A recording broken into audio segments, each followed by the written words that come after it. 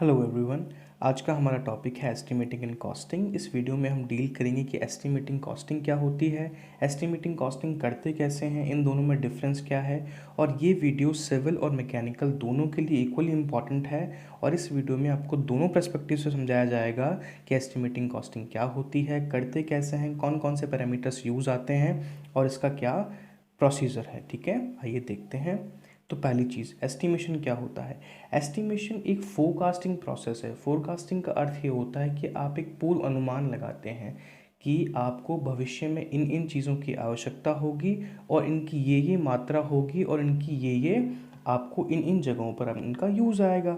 Estimating को एक भविष्यवाणी के तौर पे लिया जाता है। ये एक पूर्व अनुमान होता है और पूर्व अनुमान कभी भी निश्चित नहीं होता, ये फिक्स नहीं होता है। ये एक फोरकास्टिंग होती है। हम सिर्फ एक अप्रॉक्सीमेट डेटा लगा के चलते हैं कि हाँ, हमें इन इन चीज़ों की ज़रूरत भविष्य में इस प्रकार से पड़ सकती है। अब एस्टिमेशन क्यों करते हैं? एस्टिमेशन इसलिए करते हैं ताकि आप जिस भी इंडस्ट्री में या जिस भी प्लांट में काम कर रहे हैं, जिस भी साइट पे काम कर रहे हैं, वहाँ पे आपको किन किन चीज़ों की ज़रूरत पड़ेगी उसका एक एस्टिमेट तैयार किया जाता है। इस प्रोसेस को ही एस्टिमेशन कहा जाता है।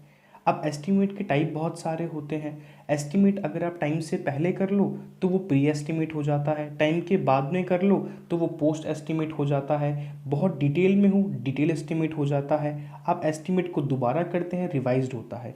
ये सारे टाइप आपकी स्क्रीन पे आपको अभी दिख रहे होंगे। एस्टिमेट को प्रॉपरली आपको ये समझना है कि एस्टिमेट हमेशा किसी भी कार्य को करने से पहले और उस काम के शुरू होने से पहले ही किया जाता है।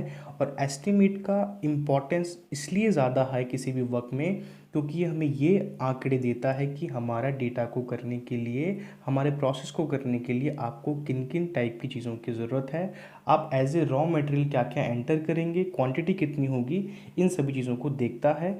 तो एस्टिमेट में हमारे पास में बहुत टाइप होते हैं। Complete estimate, supplementary estimate, revise estimate, quantity estimate, preliminary मतलब आपने जो पहले किया हुआ है, डिटेल्ड वाला, और आपका एनुअल मेंटेनेंस और रिपेयर एस्टिमेट। एस्टिमेट आप छोटे छोटे टाइप्स में और भागों में भी बांट सकते हैं, आप सेक्शंस में भी एस्टिमेट कर सकते हैं, आप टाइम के अकॉर्डिंग भी स्लॉट्स के अंदर एस्टिमेट कर सकते हैं। अब आगे हम देखते हैं कि एस्टिमेशन करने के लिए चाहिए क्या क्या होता है। एस्टिमेशन करने के लिए आपको सबसे पहले एक रिपोर्ट चाहिए होती है कि आपको करना क्या है, आपका प्रोजेक्ट साइट या आपका प्लांट किस चीज़ का है। दूसरा, स्पेसिफिकेशंस चाहिए होती हैं कि हाँ, किन किन चीज़ों का क्या क्या रोल है और कैसे कैसे काम करेंगी। तीसरा, आपको ये बताना पड़ेगा कि आपके जो प्लांट का लेआउट है, आप जो कर रहे हैं वो चीज़ डेटा है किस प्रकार का, मतलब आपको वहाँ पे ड्राइंग शो करनी पड़ेगी किसको, जो कि एस्टिमेटर है। एस्टिमेटर ही आपको बताएगा कि एस्टिमेशन कैसे करते हैं, वही करता है। एस्टिमेटर क्या होता है वीडियो में आगे डील करेंगे। हमको ड्राइंग चाहिए, रिपोर्ट चाहिए, स्पेसिफिकेशंस चाहिए होंगी। देन फोर्थ पॉइंट आता है कि आपको सारे डेटा की डिज़ाइनिंग की कैलकुलेशन चाहिए होंगी कि हाँ, इतने इतने डायमेंशंस का ब्लॉक है या मशीनरी है तो उसकी कैलकुलेशंस का क्या है। उसके बाद में एक पॉइंट आता है कि आपको पहले के एस्टिमेट की रिपोर्ट भी चाहिए होगी। आपको ये देखना होगा कि आपको जो पहले एस्टिमेट हो रखा है या पहले अगर इस काम को पहले दोहराया जा चुका है तो आप इस काम को पहले के एस्टिमेट की रिपोर्ट से भी एक बार कंपेयर करके ज़रूर देखेंगे और आप इसमें कॉस्ट को भी शामिल करेंगे। अब बात आती है objectives of estimating. Objectives of estimating, estimating करते क्यों हैं? एस्टिमेटिंग मेनली सिर्फ इसलिए की जाती है ताकि आपको एक समय पर ये चीज़ का ज्ञात हो कि आपके किसी भी काम को करने के लिए आपको कितनी सामग्री और कहाँ कहाँ पे उसकी ज़रूरत है। जैसे कि फर्स्ट पॉइंट होता है कि inviting tender, time, labour, sanctioning project, material, cost, tool, valuation और डिसीजन मेकिंग। इन सारी चीज़ों को आप ये कह सकते हैं कि मेन पर्पस या एम है हमारे एस्टिमेटिंग को करने का। इन सबको हम आगे डील करते हैं।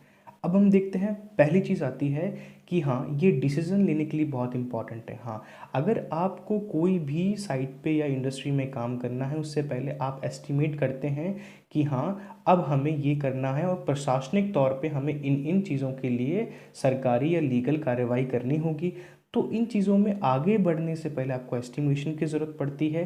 एक एस्टिमेटर एक रिपोर्ट बनाता है कि हाँ, इस लैंड के ऊपर काम करने के लिए इन इन प्रशासनिक कार्यों को करना पड़ेगा, इन इन चीज़ों की ज़रूरत पड़ेगी। उन सब का डेटा एस्टिमेटिंग हमें प्रोवाइड कराती है। हमारा पहला उद्देश्य तो ये होता है। दूसरा होता है कि आप कौन सी टेक्नोलॉजी का इस्तेमाल करेंगे, चाहे वो मशीनरी में हो या चाहे किसी बिल्डिंग के कंस्ट्रक्शन में हो। आप जिस प्रकार की टेक्नोलॉजी का इस्तेमाल करते हैं वो आपके एस्टिमेशन पे डिपेंड करती है। अगर आपने एस्टिमेशन पहले की गतिविधियों या पहले की विधियों के अनुसार किया है तो उस एस्टिमेशन में आपकी टेक्नोलॉजी पुरानी होगी, और अगर आप एस्टिमेशन फ्यूचर के लिए करते हैं तो टेक्नोलॉजी नहीं होगी। आपके एस्टिमेशन की सीमा कितनी है, बड़ी है छोटी है, उस पर भी डिपेंड करता है। सी पॉइंट देखिए आप, सी पॉइंट में लिखा हुआ है required quantity of materials. Material कितना चाहिए, कहाँ कहाँ पे कितनी रॉ मटेरियल, कितनी कच्ची सामग्री ज़रूरत पड़ेगी, कहाँ कितना मटेरियल जाएगा, इस मटेरियल का पहले ही पूर्व अवलोकन कर लिया जाता है, पूर्व अनुमान कर लिया जाता है। इस प्री फोरकास्टिंग या प्री इवैल्यूएशन को ही हम एस्टिमेटिंग कहते हैं। ये थर्ड पॉइंट बहुत इंपॉर्टेंट है। चौथा आता है आपके लेबर रिक्वायरमेंट का, आपको मजदूर कितने चाहिए, कितने वर्कर आपके प्लांट में आपकी मशीनरी साइट पे काम कर रहे होंगे। इसके लिए भी एस्टिमेशन ही बहुत ज़रूरी होती है, क्योंकि एस्टिमेट ही आपको ये बताता है कि आपको इतने मजदूर इस सामग्री को इस प्रकार काम करने के लिए ज़रूरी हैं या होने चाहिए। अगला पॉइंट आता है हमारे पास में कि इक्विपमेंट, टूल और प्लांट्स की रिक्वायरमेंट, कि आपको कितने कितने प्रकार के टूल्स चाहिए, आपके कौन कौन से इक्विपमेंट, कौन कौन सी युक्तियाँ काम में आएंगी, और आपके प्लांट की क्या क्या रिक्वायरमेंट है। उसके बाद में पॉइंट आता है हमारे पास में कि टाइम को प्लान करना। एस्टिमेटर अपने एस्टिमेटिंग की रिपोर्ट में ये चीज़ ज़रूर देखता है कि आप जिस काम को कर रहे हैं उसमें आपका जितना पैसा लग रहा है वो समय के अनुसार कब आपको एक आउटपुट निकाल के देगा, कब उसका रिजल्ट आएगा। एक है फाइनल डिसीजन। फाइनल डिसीजन का मतलब यह है कि हाँ, इस रिपोर्ट के बनने के बाद ही हम ये तय करते हैं कि हम इस काम को कर सकते हैं या नहीं, या वर्क हो पाएगा या नहीं, या रिजल्ट आ पाएगा या नहीं। अगला पॉइंट आता है प्रोजेक्ट का सैंक्शन होना। आपके प्रोजेक्ट को सैंक्शन करने के लिए आपको ये चीज़ मेंटेन करना बहुत ज़रूरी है कि आपके पास में एक एस्टिमेटिंग प्लान हो। आपने पहले ही सब कुछ सोच के रखा हुआ है कि मुझे इतना इतना चाहिए, और हाँ, मेरे माल के प्रकार के स्थान पर या फिर मेरे जिस टाइप की मेरी बिल्डिंग बनेगी उसके स्थान पर मुझे इन इन चीज़ों की ज़रूरत बहुत पड़ेगी। अगला पॉइंट आता है कॉस्ट कंट्रोल।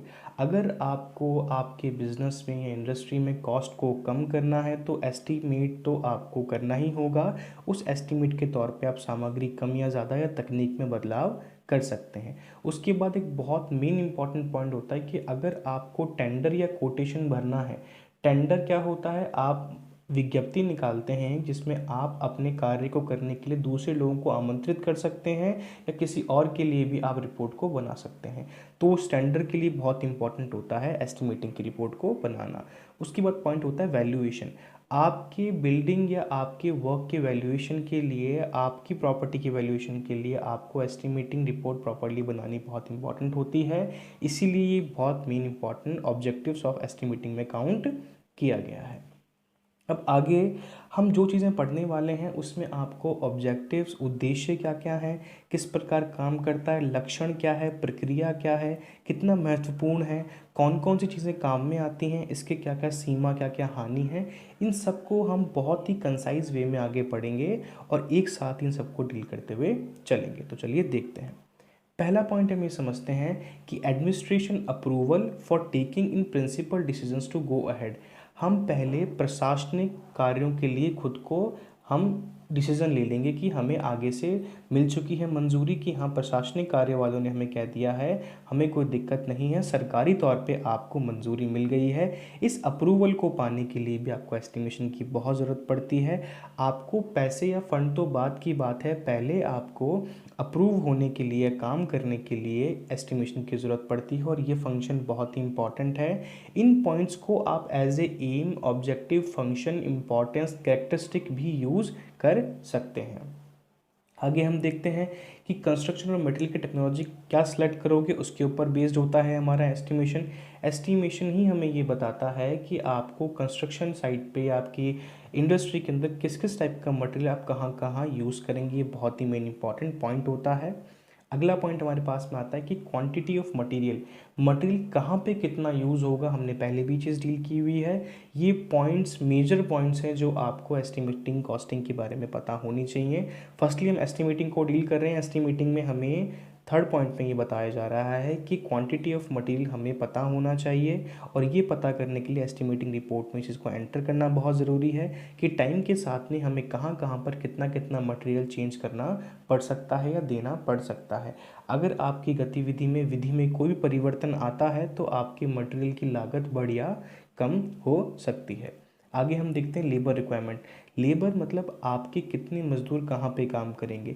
इस लेबर में आपके हाई लेवल से लेके लो लेवल मीडियम वर्कर सभी काउंट हो जाते हैं। ये किस तरह काम करेंगे, इनकी कौन कौन सी कैटेगरीज होंगी, कहाँ कहाँ पे ये एम्प्लॉयड होंगे, ये सारी चीज़ें एस्टिमेटिंग रिपोर्ट हमें हेल्प करती है इन चीज़ों को देखने में। आगे हम देखते हैं कि equipment tool and plant layout, कि आपको प्लांट के लेआउट के तौर पे सारे टूल और इक्विपमेंट्स को लेना बहुत इंपॉर्टेंट है कि वो आपकी कॉस्ट को कम करते हुए आपके पर्पस को फुलफिल करें और आपके एस्टिमेटिंग रिपोर्ट के अकॉर्डिंग जहाँ जहाँ पे जितने जितने सामग्री की ज़रूरत है वो वहाँ पे पहुँचे। आगे हम देखते हैं टाइम मैनेजमेंट। टाइम को मैनेज करना बहुत इंपॉर्टेंट है कि आपने जो भी रिपोर्ट बनाई है वो एक नियत समय के अंदर नियत कार्य पूर्ण करते हुए समाप्त हो जानी चाहिए। ऐसा नहीं आपने 1 साल के लिए एस्टिमेट किया था और आपका काम हो ही नहीं पा रहा है उस चीज़ के लिए। एस्टिमेटिंग रिपोर्ट एक टाइम के लिए बहुत फिक्स लेवल पे बहुत ही शुद्धता रूप से बनी हुई होनी चाहिए।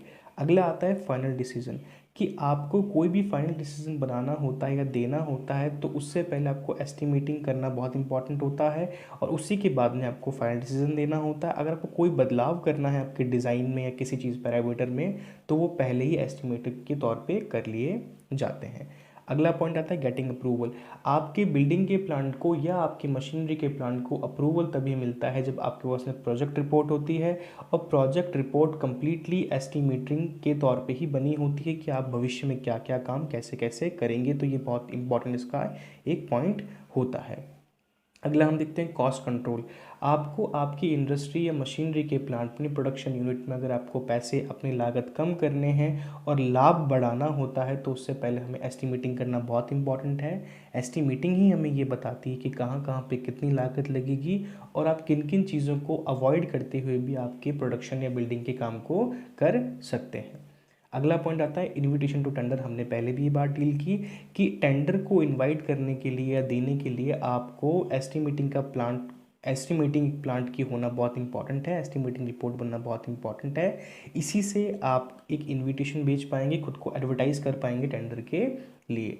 अगला पॉइंट आता है वैल्यूएशन। वैल्यूएशन हमने डील किया था, आपके काम की आपके कंस्ट्रक्शन साइट की वैल्यूएशन तभी होती है जब आप एस्टिमेशन प्लान प्रॉपरली रेडी करके रखते हैं।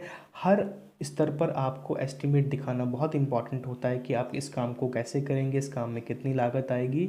इन सभी पॉइंट्स को आपको दिमाग में रखना बहुत इंपॉर्टेंट है। चाहे थ्योरेटिकली हम डील करें या इंटरव्यू के टाइम पे ये पॉइंट पूछे जाएं, ये पॉइंट्स हमेशा सेम रहते हैं। ये मेजर पॉइंट्स हैं जो कि इनके उद्देश्य, महत्व या काम को दर्शाते हैं।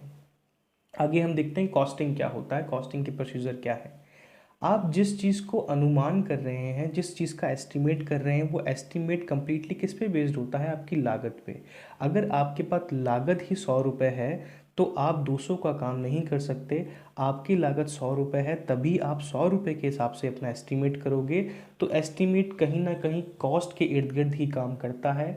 कॉस्टिंग का पर्पज़ ये होता है, कॉस्टिंग को आप डिफाइन इस तरह करोगे कि कॉस्टिंग का अर्थ ये होता है आप जो भी काम कर रहे हैं, जिस भी कंस्ट्रक्शन साइट पे हैं, जो भी मशीनरी यूनिट है, उसमें आपकी जहाँ जहाँ पर जितनी लागत लगती है उस लागत का पूरा लेखांकन रखना और उस लागत का एक ब्यौरा तैयार करना, इसी को कॉस्टिंग कहते हैं।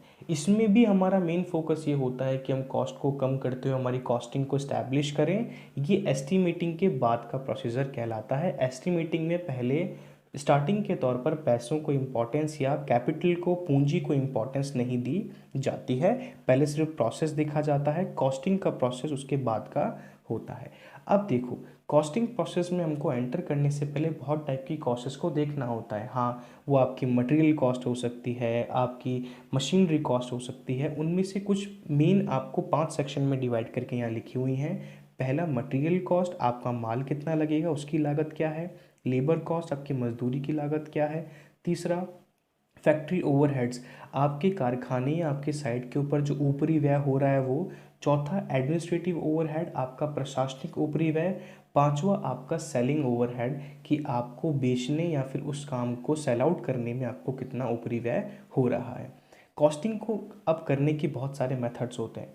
कॉस्टिंग के मेथड कंप्लीटली इस बात पे डिपेंड करते हैं कि आप कौन सी कॉस्ट को इवैल्यूएट कर रहे हैं फर्स्टली, और कौन कौन सी कॉस्ट्स को आपने कॉस्टिंग में इंक्लूड किया है। किन किन प्रकार की लागतों को आप लागत लेखांकन में या लागत की इस विधि में रखते हैं, उस पर डिपेंड करता है कि आप कौन सी विधि का इस्तेमाल कर रहे हैं, आपकी इंडस्ट्री कितनी बड़ी है, आप किस चीज़ को बनाते हैं, आप क्या बना रहे हैं, आपकी गुणवत्ता कितनी है, कितनी मात्रा में बना रहे हैं, कितने लोग काम कर रहे हैं, सिस्टम कैसा है आपका लोगों को पैसे देने का। इन चीज़ों पर आपकी कॉस्टिंग डिपेंड करती है। अब देखिए, इसमें बहुत सारी कॉस्टेस होती हैं। आपके जो जो डिपार्टमेंट काम कर रहे हैं उनकी कॉस्ट, आपके सारे प्रोसेसेस की कॉस्ट, आपके सारे ऑपरेशंस की कॉस्ट, आपके हर एक आदमी के वर्कर की काम करने की कॉस्ट, इन सभी कॉस्ट्स को ध्यान में रख के कॉस्टिंग के मेथड एम्प्लॉय किए जाते हैं। कॉस्टिंग के मेथड कम्प्लीटली इस चीज़ पर डिपेंड करते हैं कि आपके काम की साइज़ कितनी है और आपने कौन कौन सी कॉस्ट्स को इंक्लूड किया है। आगे हम देखते हैं प्रोजेक्ट कॉस्ट एस्टिमेशन क्या होता है। आप जब भी प्रोजेक्ट कॉस्ट एस्टिमेशन का नाम सुने, इसका मतलब ये होता है कि आप किसी भी काम को करने से पहले जो मेन कंस्ट्रक्शन के लिए नींव रखी जाती है, या आपके मशीनरी यूनिट को स्थापित करने के लिए जो नींव रखी जाती है, उसका मेन जो सोर्स होता है वो एस्टिमेशन होता है। ये एस्टिमेशन वो बताता है कि आपके प्रोजेक्ट में कितनी लागत लगेगी, आपका प्रोजेक्ट कब तक ख़त्म हो जाएगा, लोगों को इसमें पैसा लगाना चाहिए या नहीं, आपकी इस प्रोजेक्ट में कितनी अनिश्चितता है, कितनी निश्चितता है, इसमें क्या क्या हो सकता है। इस बात को दिखाने या किसी भी प्रोजेक्ट को प्रशासनिक तौर पे दिखाने या साबित करने के लिए आपको प्रोजेक्ट कॉस्ट एस्टिमेशन करना होता है। इसी से हम ये पता कर सकते हैं कि हमारे प्रोजेक्ट की लाइफ कितनी होगी और ये कितने समय कार्यकाल में पूरा हो जाएगा। आगे हम देखते हैं cost associated with estimation. Estimation में कौन कौन सी कॉस्ट हम लेके चलते हैं, जिसमें हमें कॉस्ट का एस्टिमेशन करना होता है। Cost of design, cost of research and development, आपने बदलाव के लिए कौन कौन सी कॉस्टेज ली हैं, और नई तकनीकों के लिए कॉस्ट ऑफ ड्राफ्टिंग, मतलब स्टार्टिंग का पूरा प्रोसेस तैयार करने में कौन कौन सी कॉस्टेज लगी हैं। कॉस्ट ऑफ मटेरियल रिक्वायर्ड, कितने कितने मटेरियल में कितनी कितनी लागत लगी है। लेबर कॉस्ट, मजदूरी की cost. Cost of jig, fixtures and tool, मतलब आपके टूल को लोकेट और क्लैम करने के लिए जो चीज़ें यूज़ में आती हैं, आपके सारे इक्विपमेंट की कॉस्ट्स को संभालने में टूल इस्तेमाल में आते हैं, उनकी कॉस्ट। ओवरहेड कॉस्ट मतलब ऊपरी व्यय। इनडायरेक्ट कॉस्ट मतलब अप्रत्यक्ष रूप से लगने वाली लागत। ये बात हमने पहले भी डील की हुई है कि कॉस्ट दो टाइप की होती है, डायरेक्ट और इनडायरेक्ट, एक प्रत्यक्ष रूप से, एक अप्रत्यक्ष रूप से। अप्रत्यक्ष और प्रत्यक्ष में फ़र्क क्या हो गया, एक तो स्ट्रेट तौर पे लगती है और एक उस प्रोसेस को कंप्लीट करने में इनडायरेक्टली तौर पे एक्स्ट्रा लग सकती हैं, ओवरहेड हो सकता है। आगे हम देखते हैं एस्टिमेटर कौन होता है। जो भी किसी भी इंडस्ट्री का, चाहे छोटी हो बड़ी हो, उसकी प्रोजेक्ट रिपोर्ट को बनाने, उसके प्रोडक्ट की प्लानिंग करने में और ये बताने में कि उसके सारे डिपार्टमेंट कैसे कैसे काम करेंगे और आपके उसमें प्रोडक्शन कैसे होगा, काम कैसे होगा, इन सभी चीज़ों का जो एस्टिमेट करता है वो आदमी एस्टिमेटर कहलाता है। ये बात समझ में आ गई है कि एस्टिमेशन करने वाला आदमी एस्टिमेटर, और एस्टिमेटर क्या एस्टिमेट करता है कि आपका काम कैसे, कहाँ पे, किस प्रणाली से, कितनी लागत में होगा, और एस्टिमेटिंग डिपार्टमेंट में ये काम किए जाते हैं। आगे हम देखते हैं एस्टिमेटर में कौन कौन सी क्वालिटीज़ होनी चाहिए। एस्टिमेटर में पहली क्वालिटी कि उसको ब्लूप्रिंट और ड्राइंग पढ़नी आनी चाहिए। दूसरी क्वालिटी, उसको सभी मशीनों और ऑपरेशंस के बारे में मालूम होना चाहिए। उसे प्रॉपर सभी टूल, उपकरणों, सभी चीज़ों के बारे में मालूम होना चाहिए। वो मार्केट की स्थिति, मार्केट में आपके प्रोडक्ट की मांग के बारे में जानकारी रखने वाला होना चाहिए। उसे मजदूरी की सभी दरों के बारे में पूरी जानकारी होनी चाहिए। उसे सभी समय की जितनी छूट दे रखी है उन छूट के बारे में पता होना चाहिए कि हाँ, इतने इतने समय को हमने एज ए छूट दे रखा है, या ये समय हमारे प्रोजेक्ट में ख़राब जा रहा है। उसे ये मालूम होना चाहिए कि किस किस प्रकार की स्पीड, फीड या गति से कार्य हो रहा है, मशीन्स में कौन कौन से पैरामीटर काम में आ रहे हैं। वो बहुत ही पढ़ा लिखा और तकनीकी तौर पे कुशल या टेक्निकल स्किल्ड पर्सन होना चाहिए। उसे टाइम और मोशन स्टडी दोनों आनी चाहिए। टाइम और मोशन स्टडी का मतलब होता है समय और गति के हिसाब से आप कार्यों की गणना करते हैं। टाइम स्टडी में हम टाइम के अकॉर्डिंग देखते हैं काम किस प्रकार हो रहा है। मोशन स्टडी में हम देखते हैं हमारा काम किस प्रकार एक असेंबली लाइन पे या कंस्ट्रक्शन साइट पे चल रहा है। उसके बाद में उसे मार्केटिंग, प्रोडक्शन और बिज़नेस के बारे में पूरी नॉलेज होनी चाहिए। और बहुत ही मेन इंपॉर्टेंट पॉइंट ये है कि वो बहुत कोऑपरेटिव होना चाहिए और एस्टिमेटिंग डिपार्टमेंट को बाकी सभी डिपार्टमेंट से लिंक करते हुए काम करने वाला होना चाहिए। अब हम देखते हैं procedure of cost estimation. Cost का एस्टिमेशन कैसे करेंगे हम, बिल्कुल स्टार्टिंग का प्रोसीजर क्या है हम ये देखेंगे। सबसे पहले हमें बनाना क्या है, प्रोडक्ट की मांग क्या है, उस प्रोडक्ट को बनाने के लिए कौन कौन से कंपोनेंट उसमें जुड़ेंगे, उनके लिए हमें कौन कौन सी मटेरियल की ज़रूरत होगी, उस मटेरियल को ट्रीट करने के लिए कौन कौन सी मशीनरी चाहिए, उस मशीनरी पे आप कौन कौन सी प्रोसेस को डील करेंगे, प्रक्रिया चलाएंगे, वो डिपेंड करता है। आप ये देखेंगे आपको एक्यूरेसी, सरफेस फिनिश है, क्वालिटी कितनी चाहिए। आप ये देखेंगे कि आप अलग अलग प्रकार की नई तकनीक कौन सी इस्तेमाल कर रहे हैं, आप जॉब की स्टडी किस टाइप से करते हैं, आप कौन कौन सी छूट दे रहे हैं, आप किस प्रकार की मजदूरी दरें रखते हैं, कितने मजदूर काम कर रहे हैं, आपकी अप्रत्यक्ष और प्रत्यक्ष लागत कितनी है, ऊपरी व्यय कितने हैं आपके यहाँ पे, ये सारे मेनली इंपॉर्टेंट होते हैं। टोटल कॉस्ट कितनी इंपॉर्टेंट होती है और आप उसमें स्टोरेज और सेल्स का काम किस प्रकार करते हैं, ये प्रोसीजर भी कॉस्ट एस्टिमेशन में देखा जाता है। इन सभी चरणों को, सभी विभागों को ले बाय ले या फिर सीरीज वाइज लेते हुए हम रिपोर्ट तैयार करते हैं। इसी से हमें एस्टिमेशन पता चलता है और एस्टिमेशन से हमारे कॉस्टिंग में हमें हेल्प होती है। आगे हम देखते हैं कि डिफरेंस क्या है एस्टिमेटिंग और कॉस्टिंग में। देखो, एस्टिमेटिंग कॉस्टिंग में डिफरेंस बताने के लिए आपको 10, 20, 30 पॉइंट भी कम नहीं होते हैं और आप 2 पढ़ो तो भी कम नहीं होते हैं। एस्टिमेटिंग कॉस्टिंग को डील करने का मेन पॉइंट ये है कि एस्टिमेटिंग आपकी कॉस्टिंग से पहले की जाने वाली चीज़ है। एस्टिमेटिंग एस्टिमेटर करता है, एस्टिमेटिंग डिपार्टमेंट में होता है। और जो कॉस्टिंग होती है वो मेनली अकाउंट डिपार्टमेंट या यहाँ जहाँ से आपका कैपिटल आता है, जहाँ से आपकी पूंजी आती है, वहाँ से डील होता है। एस्टिमेशन के लिए आपको बहुत ज़्यादा हाई तकनीकी नॉलेज की बहुत ज़रूरत पड़ती है, जो कि एक एस्टिमेटर इंजीनियर होना चाहिए। कॉस्टिंग के बारे में उसे चाहे पता हो ना हो, पर उसे टेक्निकल चीज़ों के बारे में बहुत पता होना चाहिए। और कॉस्टिंग मेनली अकाउंट्स के लोग करते हैं, अकाउंटेंट्स ही करते हैं। एस्टिमेशन एक पूर्व अनुमान होता है कि कहाँ पे कितने मैन्युफैक्चरिंग में क्या क्या चीज़ें जाएंगी, पर कॉस्टिंग हमें ये बताती है कि आप खुद का लाभ कैसे निकाल पाएंगे, प्रॉफिट कैसे होगा। और ये बात मेनली बहुत इंपॉर्टेंट है। हर इंडस्ट्रियलिस्ट, हर कंस्ट्रक्शन का व्यापारी यही चाहता है कि उसका लाभ अधिक से अधिक हो, मतलब कॉस्टिंग बहुत अच्छे से की जाए और उसकी सामग्री कम लगे, उसका प्रोसेस अच्छा हो। इन सभी चीज़ों को देखने के लिए आपके एस्टिमेटिंग कॉस्टिंग दोनों ही मेनली इंपॉर्टेंट होते हैं। अब आगे हम देखते हैं कि फ्लो चार्ट क्या होता है। फ्लो चार्ट किसी भी प्रोसेस को दिखाने के लिए आप फ्लो चार्ट का इस्तेमाल कर सकते हैं। फ्लो चार्ट हमें ये दिखाता है कि आपका प्रोसेस स्टार्ट कहाँ से हुआ था, कहाँ कहाँ जा रहा है। जैसे कि इसमें आपके प्रोडक्ट को इसने बनाया और आपकी टेक्निक स्टार्ट हुई, उसके बाद में नया प्रोजेक्ट सिमिलर फंक्शन का प्रोजेक्ट को दोबारा किया गया, सॉल्यूशन निकाला और कॉस्ट की लागत निकाल ली। आपको करना क्या है, पहले क्या करते थे, माल क्या है, प्रोसेस का इस्तेमाल किया और लागत कितनी लगेगी हमने निकाल लिया। अब ये जितनी चीज़ें हमने जो पढ़ी हैं ये प्रोजेक्ट कॉस्ट मैनेजमेंट का हिस्सा होती है कि आपके प्रोजेक्ट में कितनी कॉस्ट लग रही है। इसमें कॉस्ट की एस्टिमेटिंग, कॉस्ट को कम करना, बजट में लाना, कॉस्ट को कंट्रोल करना, रिसोर्स को प्लान करना कि कौन कौन से रिसोर्स हम करेंगे। इन 4 पॉइंट्स को मेनली आपको पढ़ना बहुत इंपॉर्टेंट होता है। पहली चीज़, कॉस्ट को हमें कंट्रोल करना है, कम से कम करना है। रिसोर्स को प्लान करना है, कितनी लागत कहाँ कहाँ पे लगानी है।